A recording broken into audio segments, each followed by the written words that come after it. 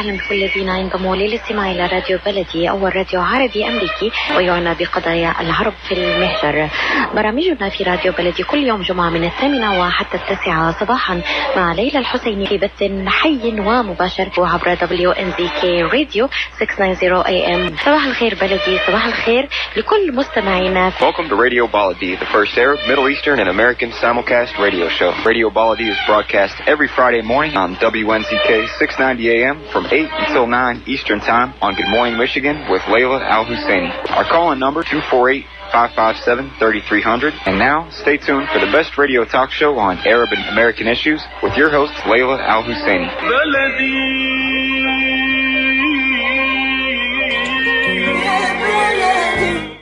Not only the best radio talk show on Arab and Muslim issues in the United States, probably the only one that actually is on every week. This radio program is Monday through Friday from 8 to 9 o'clock Eastern Time in Detroit and available online. Good morning, everyone.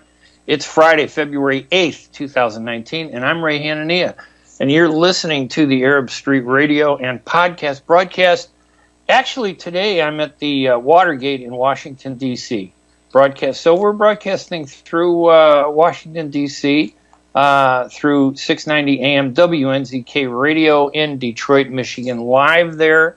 If you can tune in to 690 AM WNZK in the greater Detroit region, Windsor, throughout Michigan, you can hear us live on the radio, or you can go to one of our online links through our website to listen to us online anywhere in the world. We're on, of course, every Friday morning after Motown and a Cup of Joe with Crystal Mayo. We love her music. We're taking your calls at 248-557-3300 this morning.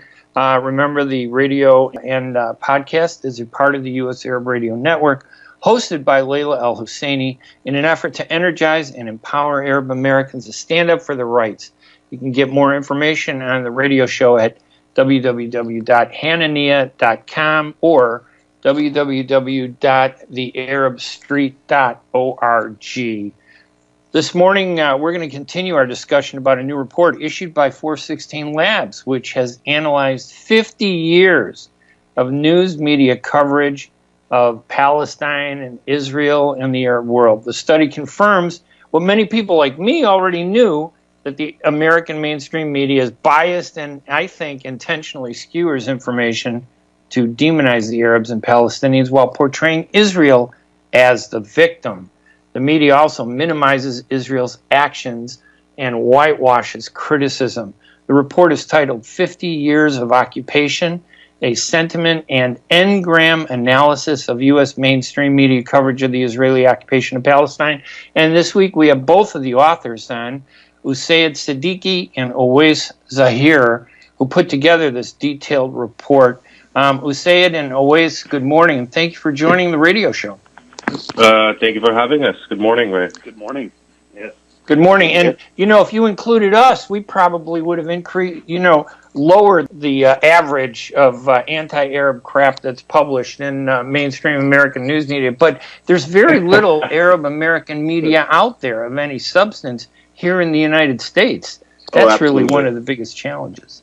I think the United States probably has the most media of any country, I believe. But I think, you're absolutely right. I don't think that, there's a lot of media in the U.S. that shows a little bit more nuance or balance when it comes to the Israeli-Palestinian issue. And I think, obviously, we're hoping that in the years coming that would change. But I think for now, it is exactly as you've described.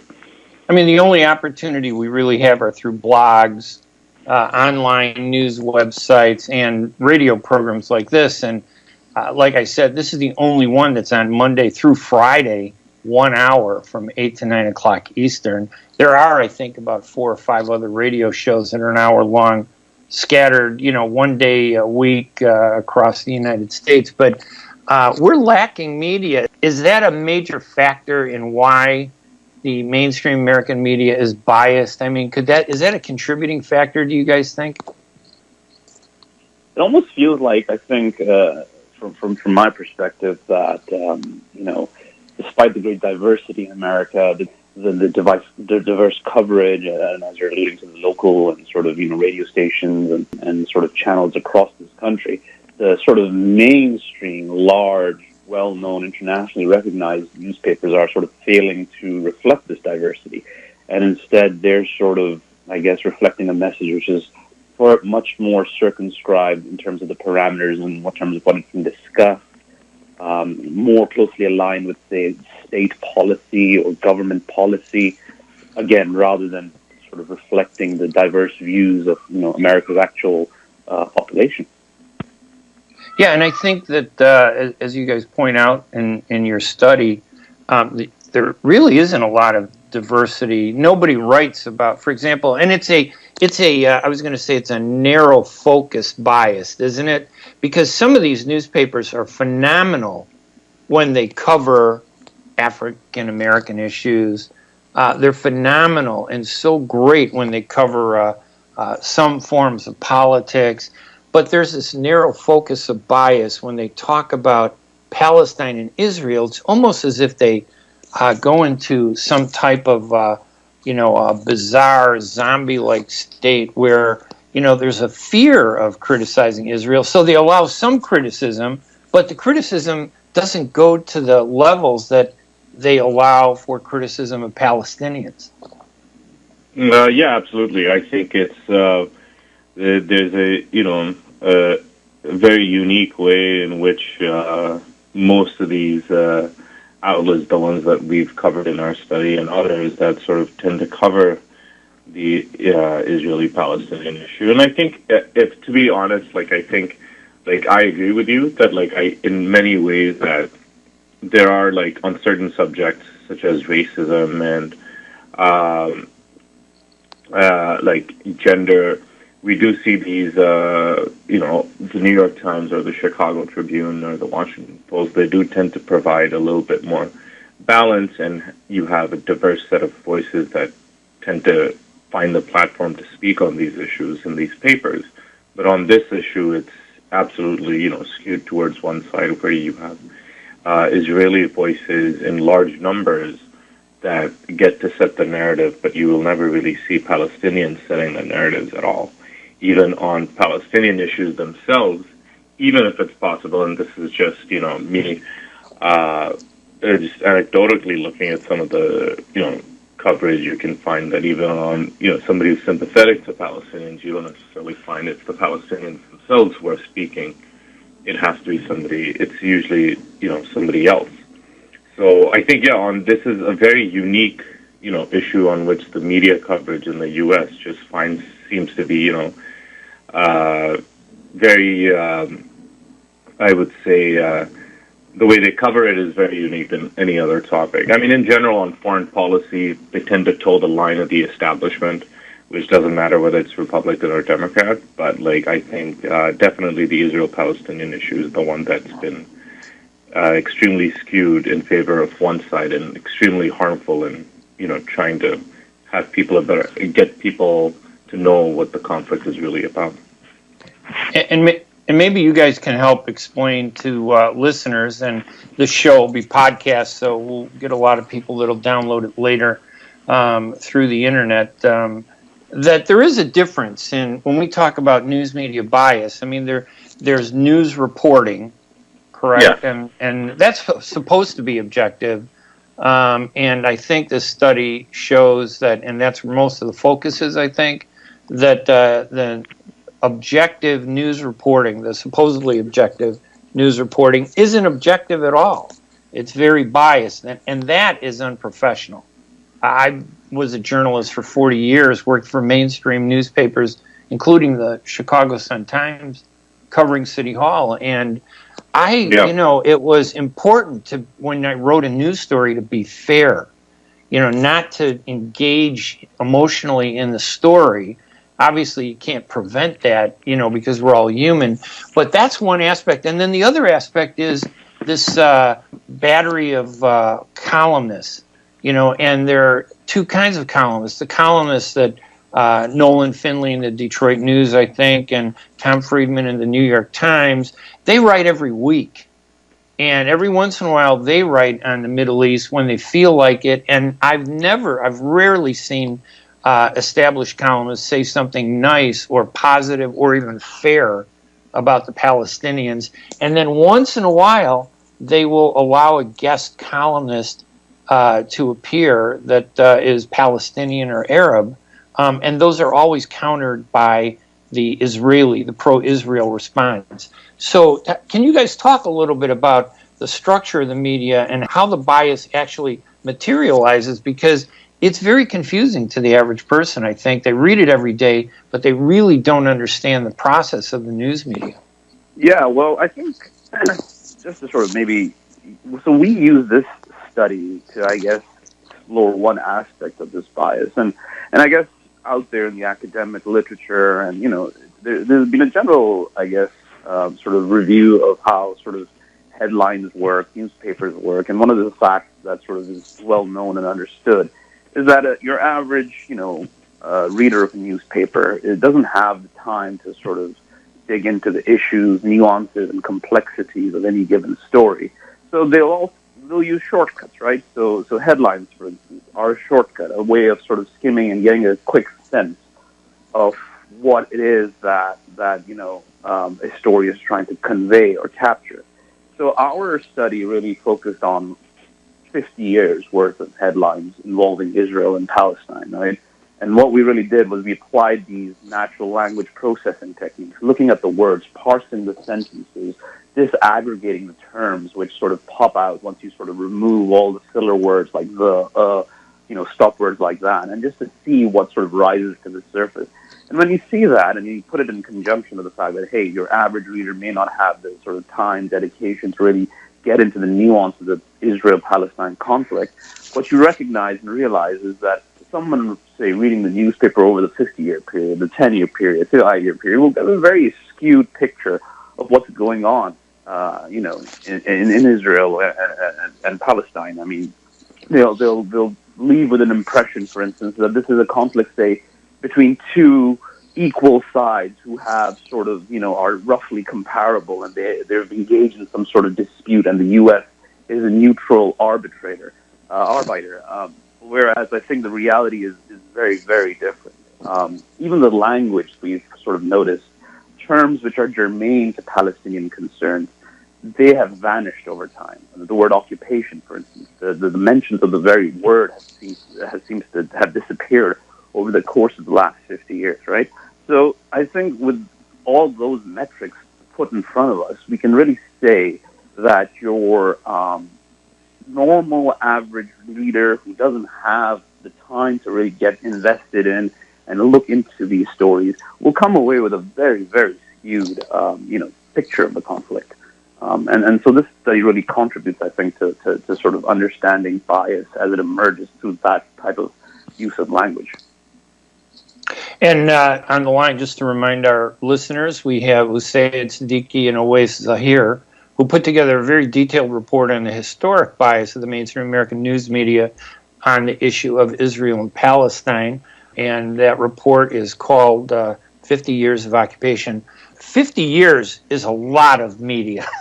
How do you, maybe we could talk about that after the break, but I mean, it's just interesting. How do you dig through 50 years of news media coverage of the Israeli-Palestinian conflict? Because I think that topic gets more attention, partly because of the activism on our part, one successful thing we do, but it gets a lot more attention, I think, than a lot of other topics, foreign related topics. How do you do 50 years of news media coverage?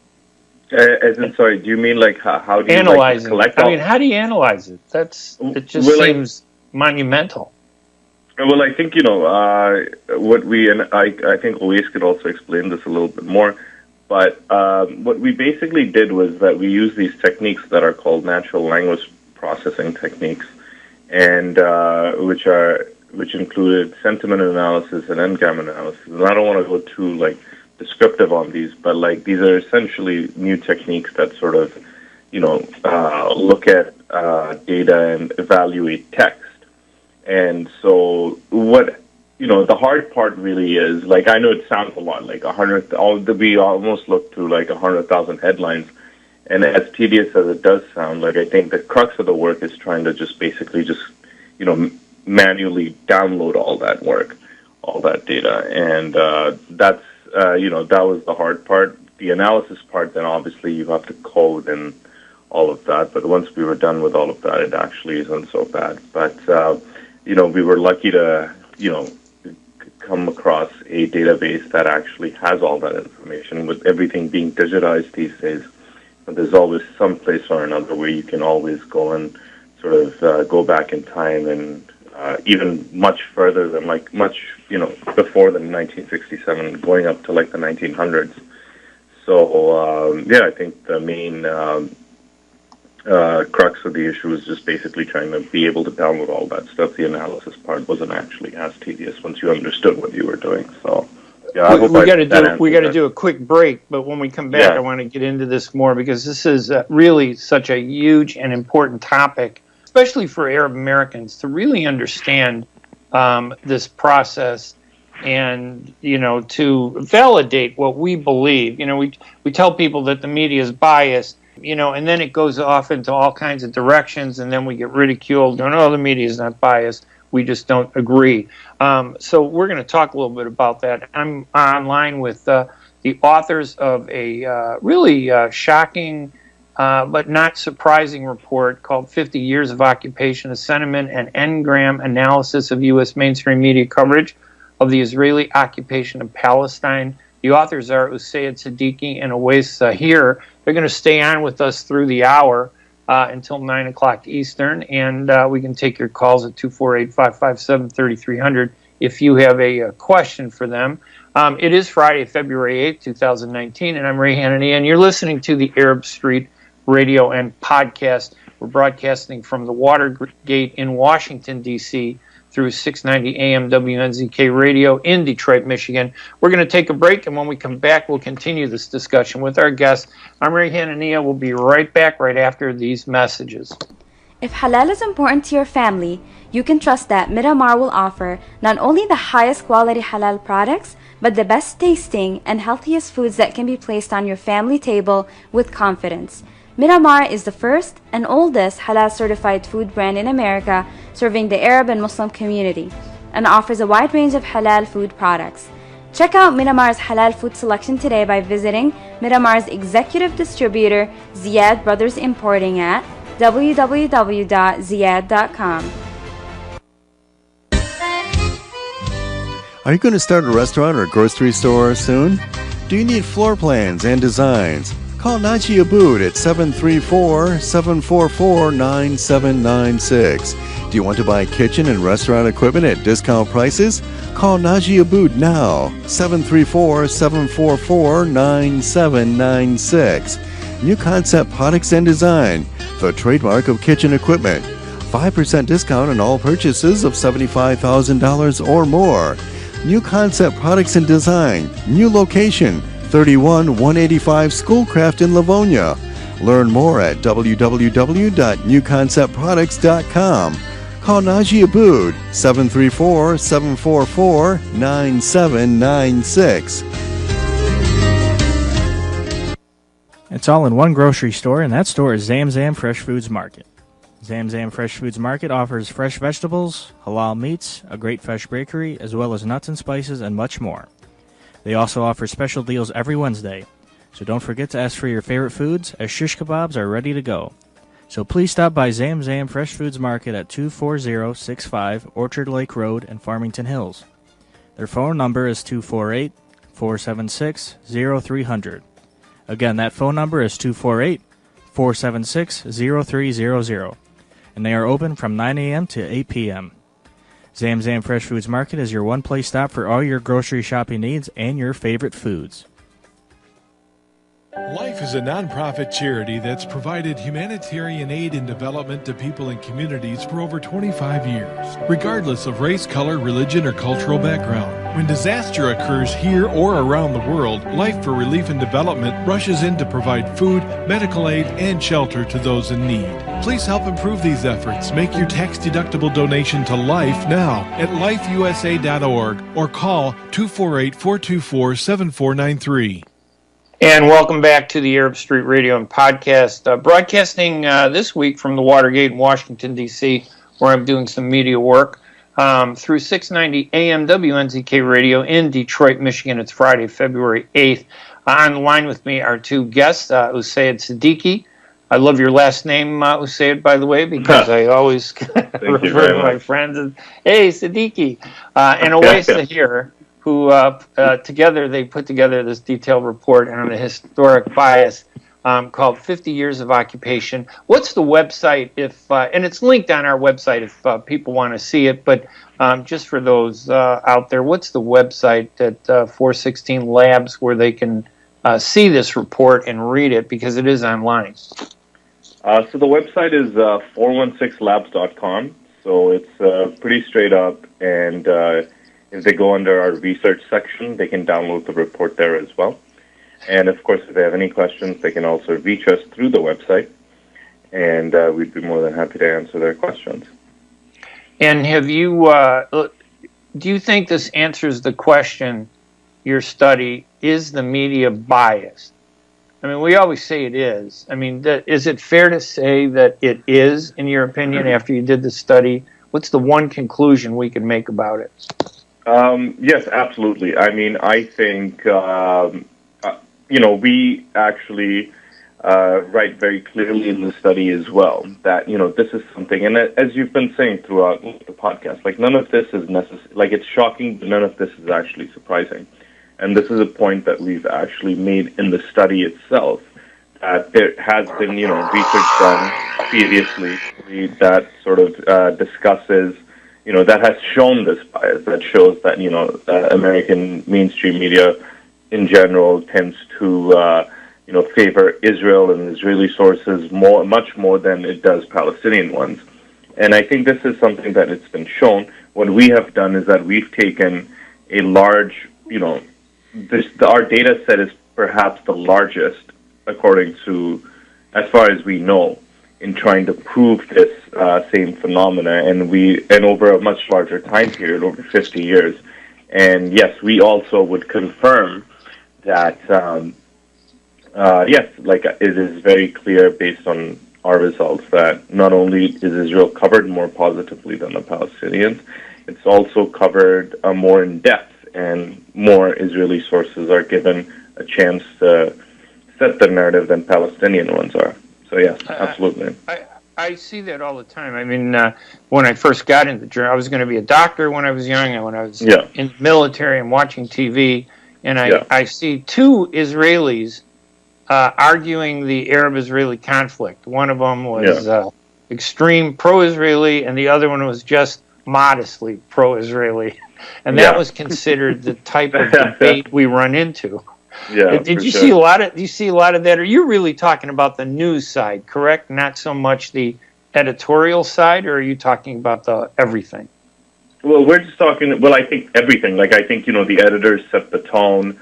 So I think it's like across the media structures, whether it's from, like, I would say it goes all the way up to the owners, people who are in charge, the editors, the senior editors, the whoever's in charge of inviting guests onto the show, like, I think, or to guest write, because, like, you can see, like, a lot of the times, and you had mentioned this earlier, that, like, you have all these people, like, you get Thomas Friedman and all of these guys, and Naftali Bennett, for example, who will tend to write a column in the New York Times, and you'll see him far more than you will see, let's just say, a Palestinian official, let's just say, like Said Arakat or something. Do you know what I mean? Yeah. And so I think it's, I think it's across the media landscape where you see this problem, for sure. And I suppose the mainstream American media has been pounding on your doors to to report this, right? And it's gotten so much massive coverage. No, right? No, not at all. And I bet because, it's a funny thing about the news media. They're the worst hypocrites in the world. They love to dish it out. They just can't take it when they're criticized. And, it took me 40 years working in journalism to realize that they're the worst hypocrites in the world. You criticize them, they almost avoid you like the plague. And that's why I think having you on is so important, and I hope other Arab media have covered this. Tell us, what kind of response have you got? Have there any incidents with the media? Anybody call you and, what's been the response from the media? Have you gotten any response from the media outside of the Arab media? I mean, directly from the 5 newspapers in question, not much. Even off the record, other reporters, when you try to get it publicized. It's interesting. I think nowadays, because of the rise of social sort of platforms such as Twitter and, sort of the alternative channels, we receive lots of sort of support through those avenues and vectors. We've certainly been on other sort of Arab media channels. We've written about this. We're invited to write about this, through sort of online publications which sort of focus on Middle Eastern issues. But I guess tellingly, the mainstream large papers, which are sort of the object of this particular study, they've chosen not to really engage with us on these particular findings. So yes, it sort of I guess echoes what you were saying, that they're sort of perhaps not as comfortable about sort of critically self-examining some of their own practices. While it's quite easy to sort of look at Venezuela or some sort of foreign environment. They're the biggest hypocrites, believe me, the news media, and like I said, it's sometimes it's very difficult to argue, because when you talk to mainstream Americans, they look at me like, what are you talking about? My newspaper is very fair. One, because they agree with it, and two, because they're talking about all the other topics, that they cover, and they do a great job covering. And I try to explain to people, when I say the mainstream media is the most biased media in the U.S., mainstream media is the most biased media in the world, I explain very specifically that I'm talking about how they deal with Israel and Palestine and the Arabs and the Israelis, and it's because of Israel. Just Muslims as well, right? Like, I think what we've seen in the past, ever since the war on terror started, like some of the language that you can write about Muslims and Palestinians or just Arabs, it shocks you, but like it always, it just seems kosher for people to really, for example, Bret Stephens, who's a New York Times columnist, who I'm sure you're aware of. Right.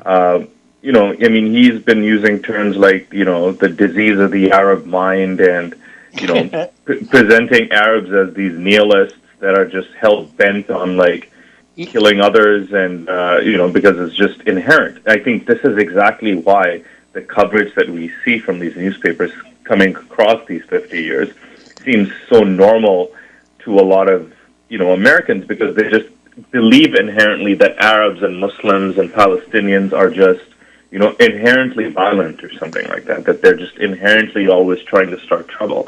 And which is why, like, when people will see something that will see something that, something like our study, what they will automatically assume is that, well, yeah, obviously that's true. It's just like, it's like, how would you, it's like white supremacy. White supremacy is, just bad and evil. Like, we had somebody ask us, make that comparison once. We were on a radio show, like, a couple of weeks ago, and somebody was like, well, don't these results make sense? It's just like when you would cover something like white supremacy, it won't be positive. I'm like, I can't believe that you're covering, you're trying to compare something like white supremacy to a whole population like the Palestinians, a whole people. Do you know what I mean?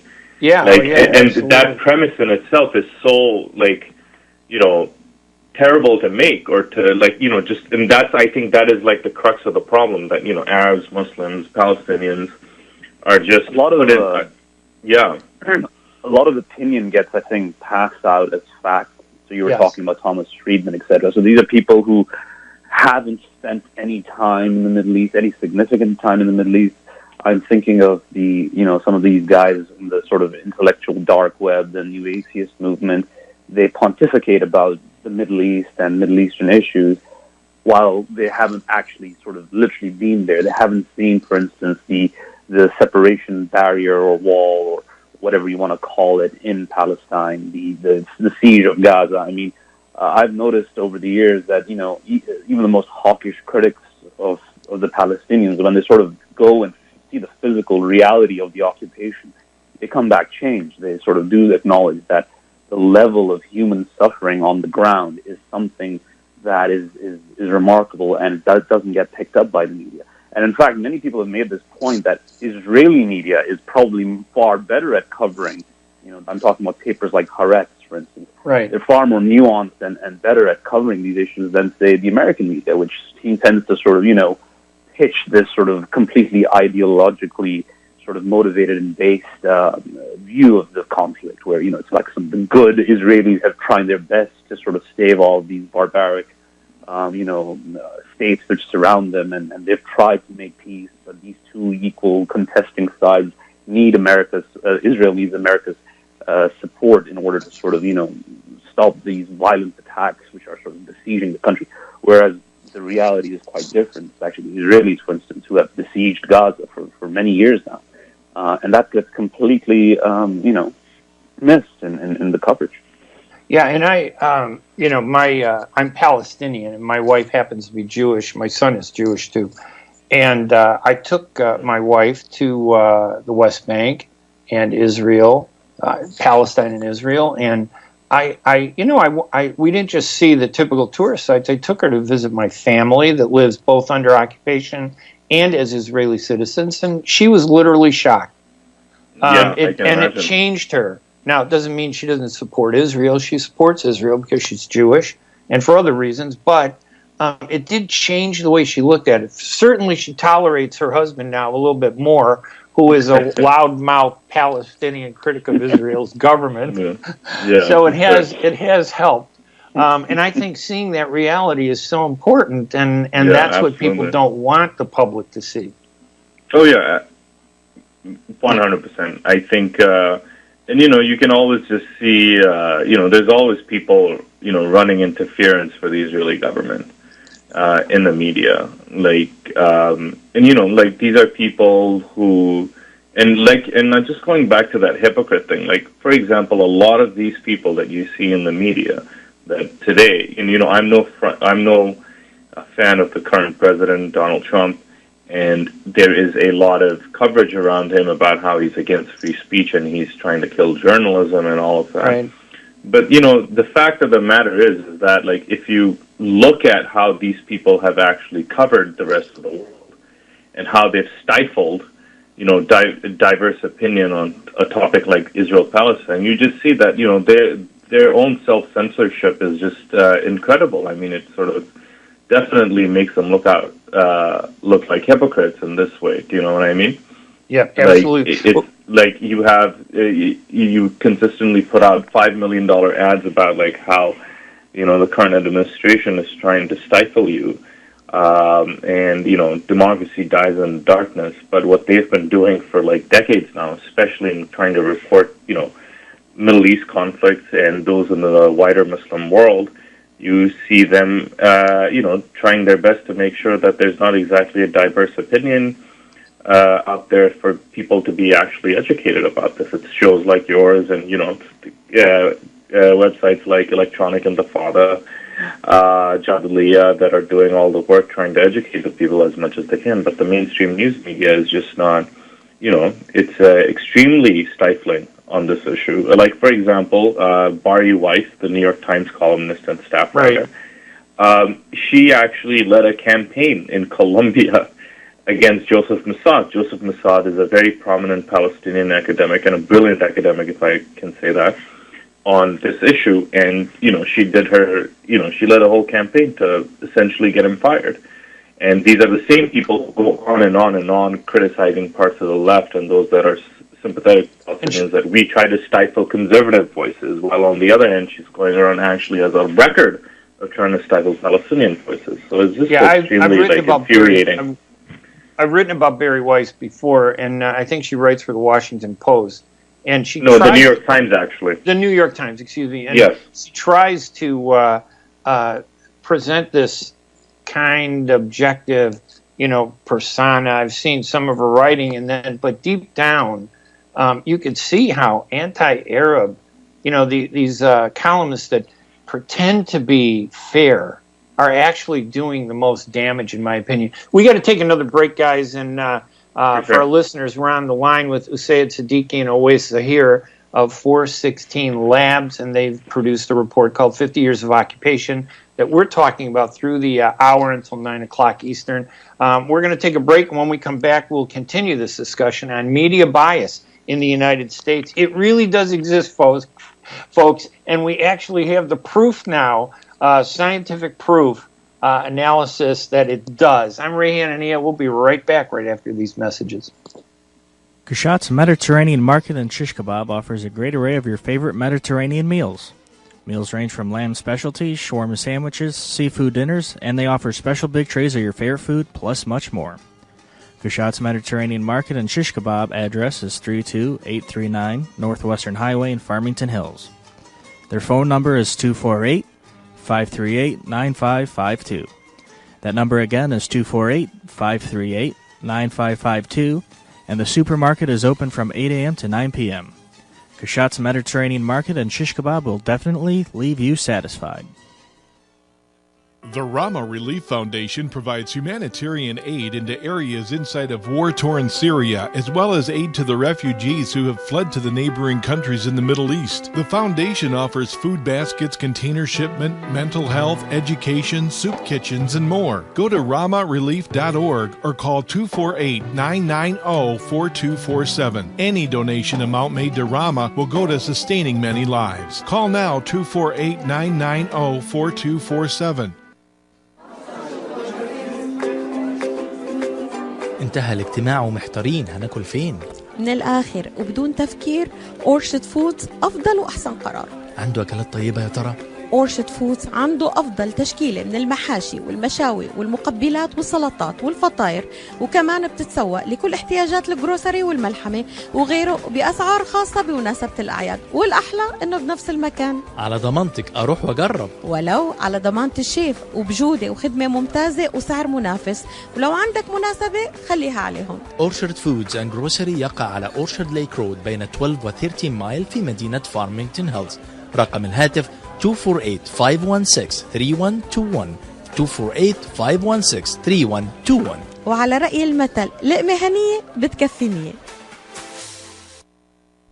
When it comes to reproductive medicine, IVF Michigan Fertility Centers are the recognized leaders. With locations in Bloomfield Hills and 5 other cities in Michigan and Ohio, IVF has experts in all aspects of the field. As a founding member of IVF Michigan Fertility Centers, Dr. Nicholas Shama is one of the leading reproductive endocrinologists in Michigan and Ohio. Dr. Shama has performed over 10,000 IVF cases and has helped thousands of couples fulfill their dreams of parenthood. American board certified in both obstetrics and gynecology and reproductive endocrinology and infertility, Dr. Nicholas Shama is a very caring, compassionate, expert physician that understands not only the medical but also the emotional toil of infertility on his patients. When it's time, get personalized care from Dr. Nicholas Shama at IVF Michigan Fertility Centers in Michigan and Ohio. Call toll-free 855-952-9600, 855-952-9600.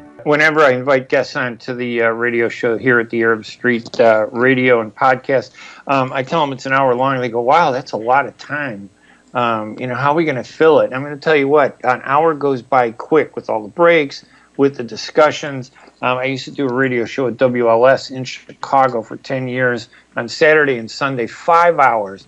And I'll tell you what, 5 hours still wasn't enough to get into the heart of what's going on. And I think that's part of the problem that we're facing here. We don't have enough media from the Arab American community, for example, because I believe the United States media, the mainstream American media, drives the Middle East conflict more than any other media around the world. And let me just take a pause for 1 second just to say that, here at the Arab Street Radio and U.S. Arab Radio, we express our condolences on the passing of former Congressman John Dingell, who died yesterday, the former Michigan congressman from the Detroit region who passed away. He was the longest-serving U.S. congressman, succeeded by his wife, the incumbent Congresswoman Debbie Dingell. So we do express our condolences to Debbie Dingell, Congresswoman Debbie Dingell, and her family, and to all of the people in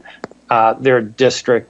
Back to my guests, Usayd Siddiqui and Owais here from 416 Labs. I believe you said it was 416labs.com was the website? 416labs.com, yes. 416labs.com, and the report is called 50 Years of Occupation. Did you guys put out I wanted to ask you, did you, I think you did put out a press release, didn't you, about this? I did, yeah, so what we essentially did was that we just, we pitched it to journalists who were sort of interested, who we thought would be interested in the study and its findings, and that's how we basically sort of, that's how the study, first sort of got out, came public, yeah. And we reached out to the Institute of Palestine Studies, and they were the first ones who actually wrote the story on this. Let me tell you something. Don't depend on the Arab community to get the word out. They don't understand communications. They don't understand journalism. It's ironic because they know the news media is terrible and presents them badly, and they know how powerful a negative impact they have, but they don't recognize how important it is to understand the process of the news media and confront it. I'm going to suggest to you guys that every week, if I were you, and obviously we will publish it, I have several news websites that are indexed by Google that Google likes, in spite of some of the rhetoric that people complain about and the writing, the content. If I were you, I would put out a press release every week for the next 10 weeks on one different aspect of the report. And I would do it at about 600 to 800 words. I would get it out, put a graphic with it, just send it out to everybody and let it distribute. You got to inundate the media. You really have to force your way onto the news media to force them to see what you're doing, because I think what you're doing is really important, and I'm going to do everything I can to get information about it out, because I don't want to see this. Listen, thank you guys. You guys could have been doctors. That's what my mom and dad said to me. You could have been a doctor and you became a journalist. Are you kidding? What a disgrace you brought to the family, a journalist. So yeah, you guys have made a huge sacrifice to do this. So I think that the product of your effort. Thank you. That means a lot to hear that. Oh no, absolutely. And especially that coming from somebody who's Palestinian themselves and actually is a part of that conflict. So one of the only Palestinian journalists in the country. They're real journalists. Everybody's a writer, and you watched Forensic Files, and you become every day. You become a police investigator overnight, or you watch a medical TV program. You can do heart surgery tomorrow. So that's what's happened with writing and journalism in the Arab community. But don't you think?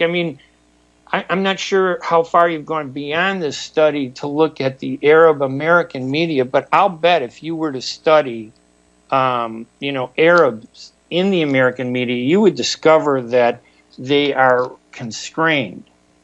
That the Arabs, like if you see Hoda Kotb, on NBC, or Jim Avila, who is Lebanese and Hispanic, and I think he's also on NBC. Also, these are great people, and I'm not disparaging them, but I would really be shocked if they ever went on TV and said, I think the media is unfair to the Palestinians, or even if they just talked about their background, Egyptian and Lebanese. They don't do it. There's like this unspoken agreement that if you're Arab and you get hired in the American media, you can't talk about those negatives. Keep your opinion to your side of the typewriter. That's what they told me when I got hired. I don't know. If we could broaden this a little bit about the media, what you guys have learned. Are you guys journalists, by the way? We write actually, both of us. We've both freelanced, quite a bit, and we've done some pieces in which we've, actually done journalism. So you can say, like, on a freelance basis, yes, we've written and done some journalism both. Yes. And how much do you know about? I mean, obviously you've studied the media, but what have you learned about the media from the study? What are some of the principal things that when you step back and you look at it, you go, wow, this is surprising or shocking. What have you guys learned about the media from the study, besides that they're biased? I think one of the things that was readily apparent was how, for instance, how closely this corpus of data shows that, these mainstream sort of newspapers told, I guess, if you will, or echoed the concerns of the U.S. security or foreign policy establishment. So, for instance, one of the quantitative things that we note is that after the Oslo Peace Accords, the coverage precipitously declines in terms of the raw number of headlines generated per year.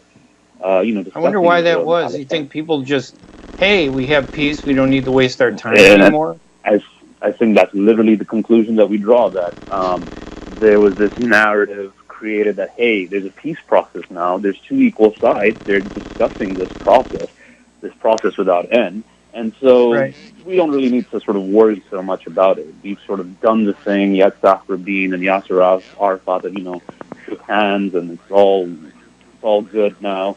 And so I think what you notice is that, weirdly enough, there used to be far more coverage of the issue. Now there's much less of it, and what little that you do get, again, is skewed in the favor of these really sort of narratives.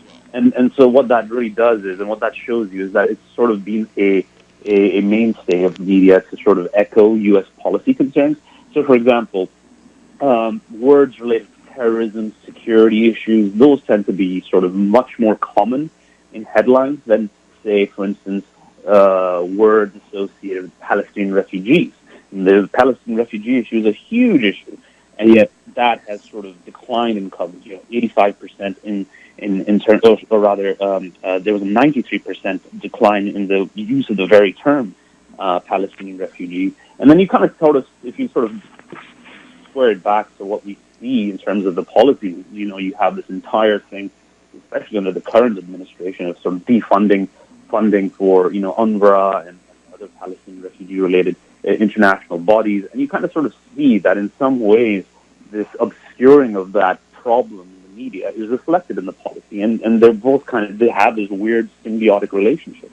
So that's really one thing that sort of, if you sort of tease all of that out, it sort of becomes apparent that there are linkages there, Look, I have to interrupt this again, and I apologize. We got to do one more break, and then we'll have a few minutes, and so maybe we can think a little bit about some of the big conclusions from your report. What did you guys learn, in doing the study? And people can go and see the conclusions, that you bulleted on the website. I think they're great. But tell us, after we come back from the break, some of the things that you learned from this study that are significant that we should know. And I want you to know, I want to bring you guys back several times, because if I had a 5-hour radio show here, you'd be on for the full 5 hours. So we have to find a way to make that up. You're too generous. You're very generous. I'm not generous enough. Believe me, this is selfish, effort to kind of... I'm going red in the face, 100%. To counter the bias in the mainstream American media. This is the Arab Street Radio and Podcast. I'm Ray Hanania. We're going to take a break, and we'll be right back right after these messages. تعرفوا شيء، احنا كتير بنهتم بالمقبلات بالأكل الشامي، واحنا بنهتم بالبهارات والتسبيكة في الأكل المصري، واحنا نهتم هواية باللحوم وجودتها بالأكل العراقي، واحنا في مطعم عشتار نهتم بيكم، اعتمدوا علينا أيا كان. نحن في عشتار نعرف أن لكل مذاق أسرار، فنحن نقدم أجود أنواع اللحوم من ملحمة عشتار الواقعة على 56865 راين رود. عشتار، قصة حضارة ترويها لكم أطباقنا المميزة في كل زيارة. تفضلوا بزيارتنا في 3625 East 50 Mile Road, Sterling Heights. مطعم عشتار بإدارة فادي بهنام وعلي البغدادي. 586-698-2585 586-698-2585.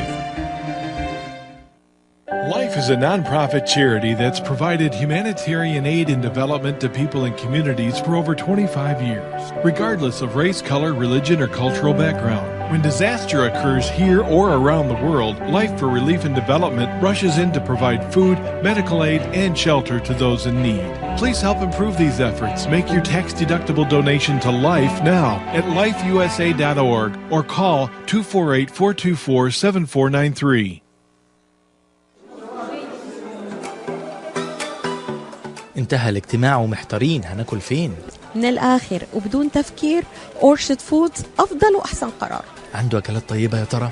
أورشد فودز عنده أفضل تشكيلة من المحاشي والمشاوي والمقبلات والسلطات والفطاير، وكمان بتتسوق لكل احتياجات الجروسري والملحمة وغيره بأسعار خاصة بمناسبة الأعياد، والأحلى إنه بنفس المكان. على ضمانتك أروح وأجرب. ولو على ضمانة الشيف، وبجودة وخدمة ممتازة وسعر منافس، ولو عندك مناسبة خليها عليهم. أورشارد فودز أند جروسري يقع على أورشارد ليك رود بين 12 و 13 مايل في مدينة فارمينغتون هيلز.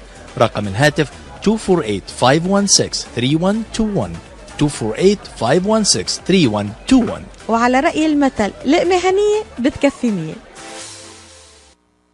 When you're looking for the best in optical care, Dr. Imad Nakash is your doctor to see. With years of experience and thousands of successful procedures performed, you can trust your eyes to Dr. Imad Nakash. See Dr. Imad Nakash and his professional staff for your eye care needs. There's 2 locations to serve you. In Hazel Park, call 248-336-3937. 248-336-3937. In Rochester Hills, call 248-299-3937. That's 248-299-3937. And welcome back to the Arab Street Radio and podcast. I'm Ray Hanania. We're at the final leg of our show, unfortunately, and I wish we could continue this.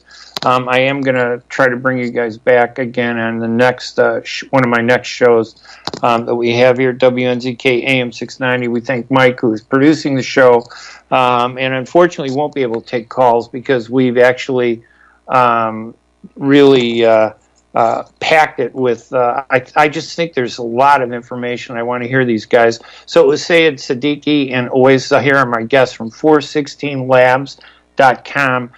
In the next few minutes, tell me what you guys think are some of the the headlines that you think come out of this report that people should remember. Other than the obvious one that the mainstream American media is biased and they have been biased. What else can you tell us from the study?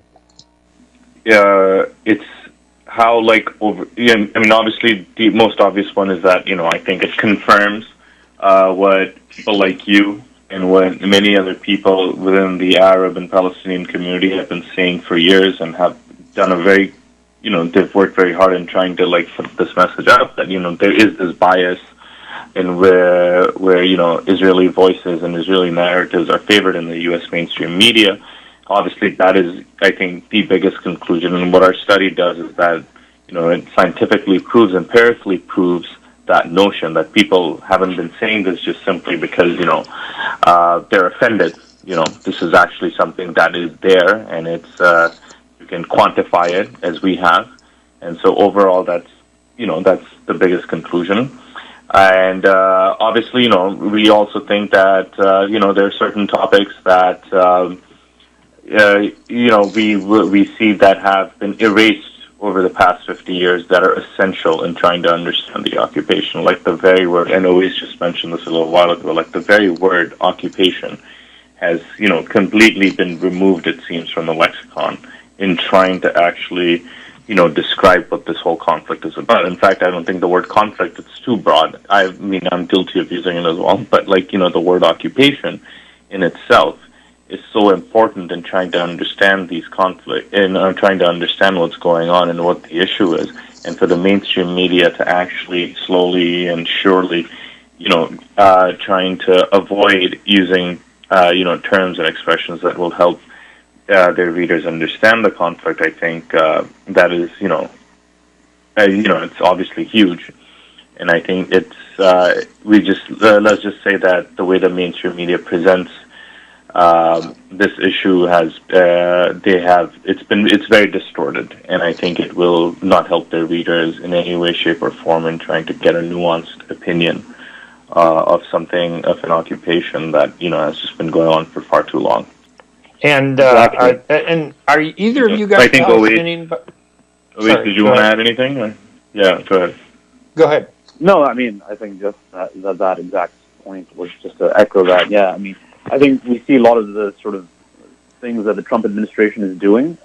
It was kind of presaged in just in terms of the quantitative ways we looked at the headlines over the last 50 years. So, for example, discussions of the word East Jerusalem, it hardly figures in terms of the headlines. It's one of the critical issues for the Palestinians.